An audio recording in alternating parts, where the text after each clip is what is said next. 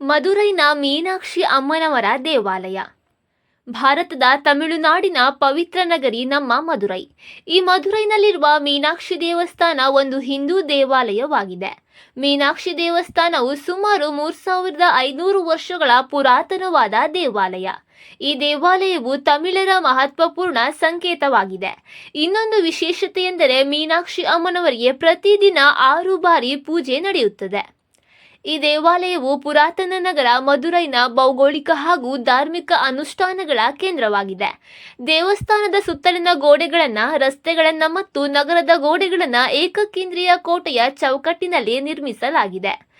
ಅತಿ ಎತ್ತರವಾದ ಸಂಕೀರ್ಣವನ್ನ ಮತ್ತು ಅತಿ ಎತ್ತರವಾದ ಗೋಪುರವನ್ನ ಹೊಂದಿರುವ ದೇವಾಲಯವಾಗಿದೆ. ಈ ದೇವಾಲಯದ ಸುತ್ತಲೂ ಅನೇಕ ದೇವರುಗಳ ವಿಗ್ರಹಗಳನ್ನ ಕಾಣಬಹುದು.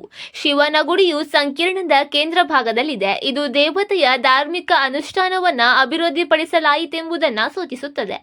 ಈ ಗುಡಿಯ ಹೊರಗೆ ಏಕಶಿಲೆಯಿಂದ ಕಟ್ಟಿದ ದೊಡ್ಡ ಗಣೇಶನ ವಿಗ್ರಹವಿದೆ.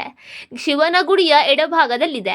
ಈ ದೇಗುಲದ ಒಳಗೆ ಒಂದು ಪವಿತ್ರವಾದ ಕೆರೆಯನ್ನ ನಾವು ಕಾಣಬಹುದು. ಈ ಪವಿತ್ರವಾದ ಕೆರೆಯ ಹೆಸರು ಚಿನ್ನದ ತಾವರೆಗಳ ಕೆರೆ ಎಂದೇ ಹೆಸರಾಗಿದೆ. ಇದು ಭಕ್ತರಿಗೆ ತುಂಬಾ ಪೂಜನೀಯವಾದ ಸ್ಥಳ.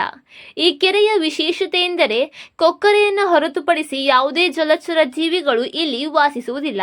ಪುರಾಣದ ಪ್ರಕಾರ ಈ ಕೆರೆಯನ್ನ ಹೊಸ ಸಾಹಿತ್ಯದ ಮೌಲ್ಯವನ್ನ ನಿರ್ಣಯಿಸುವ ತೀರ್ಪುಗಾರನೆಂದು ಹೇಳಲಾಗುತ್ತದೆ. ಈ ಮೀನಾಕ್ಷಿ ಅಮ್ಮನವರ ದೇವಸ್ಥಾನವು ಪುರಾತನ ಶೈಲಿಯ ಮಂಟಪದ ಕಂಬಗಳನ್ನು ಒಳಗೊಂಡಿದೆ. ಗೋಪುರಕ್ಕೆ ಹತ್ತಿರವಾಗಿ ಒಂದು ಅಷ್ಟಶಕ್ತಿ ಮಂಟಪ ಕೂಡ ಇದೆ. ಇದು ಮೀನಾಕ್ಷಿ ಮಂದಿರ ಗೋಪುರವನ್ನು ಪ್ರವೇಶಿಸುವಾಗ ಮೊದಲಿಗೆ ಸಿಗುವ ಮಂಟಪ. ಈ ಮಂಟಪದಲ್ಲಿ 8 ದೇವತೆಗಳ ಮೂರ್ತಿ ಇವೆ. ಹಾಗಾಗಿ ಈ ಮಂಟಪಕ್ಕೆ ಅಷ್ಟಶಕ್ತಿ ಮಂಟಪವೆಂಬ ಹೆಸರು ಕೂಡ ಬಂದಿದೆ. ಪ್ರಸ್ತುತ ಈ ಮಂಟಪವು ಪೂಜಾ ಸಾಮಗ್ರಿಗಳನ್ನು ಮಾರಾಟ ಮಾಡುವ ಅನೇಕ ಅಂಗಡಿಗಳನ್ನು ಒಳಗೊಂಡಿದೆ. ಮೀನಾಕ್ಷಿ ತಿರುಕಲ್ಯಾಣಂ ಎಂಬುದು ಈ ದೇಗುಲದ ಪ್ರಸಿದ್ಧ ಉತ್ಸವ. ಈ ಉತ್ಸವವನ್ನು ಪ್ರತಿ ವರ್ಷ ಏಪ್ರಿಲ್ ತಿಂಗಳಲ್ಲಿ ಆಚರಿಸಲಾಗುತ್ತದೆ. ಅಲ್ಲದೆ ನವರಾತ್ರಿ, ಶಿವರಾತ್ರಿ ಹಾಗೂ ಪ್ರಮುಖ ಹಿಂದೂ ಹಬ್ಬಗಳನ್ನು ಇಲ್ಲಿ ಅದ್ಧೂರಿಯಾಗಿ ಆಚರಣೆ ಮಾಡುತ್ತಾರೆ. ಮೀನಾಕ್ಷಿ ತಿರುಕಲ್ಯಾಣಂ ಉತ್ಸವವನ್ನು ಆಚರಿಸುವ ಹಾಗೆ ಅಲ್ಲಿ ಅನಿಮೂಲ ಉತ್ಸವವನ್ನು ಸಹ ಮೀನಾಕ್ಷಿ ಅಮ್ಮನವರ ದೇವಸ್ಥಾನದ ಒಂದು ಪ್ರಮುಖ ಹಬ್ಬವಾಗಿ ಆಚರಿಸುತ್ತಾರೆ. ಈ ಹಬ್ಬವನ್ನು 11 ದಿನಗಳವರೆಗೆ ಆಚರಿಸಲಾಗುತ್ತದೆ.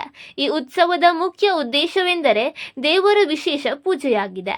ಮದುರೈ ನಗರದಲ್ಲಿ ಸುಂದರೇಶ್ವರ ದೇವರು ತನ್ನ ಭಕ್ತರನ್ನ ಗೊಂದಲ ಮತ್ತು ಸಮಸ್ಯೆಗಳಿಂದ ರಕ್ಷಿಸುತ್ತಾನೆ ಎಂಬ ನಂಬಿಕೆಯಿಂದ ಈ ಉತ್ಸವವನ್ನು ಆಚರಿಸಲಾಗುತ್ತದೆ. ಹಿಂದೂ ನಂಬಿಕೆಯ ಪ್ರಕಾರ ಶಿವನು ಸುಂದರೇಶ್ವರರ ರೂಪದಲ್ಲಿ ಭೂಲೋಕಕ್ಕೆ ಬರುತ್ತಾನೆ. ಹೀಗೆ ಶಿವನು ಭೂಲೋಕಕ್ಕೆ ಬರುವ ಉದ್ದೇಶ ಪಾರ್ವತಿ ಅವತಾರವಾದ ಮೀನಾಕ್ಷಿಯನ್ನ ವಿವಾಹವಾಗಲು.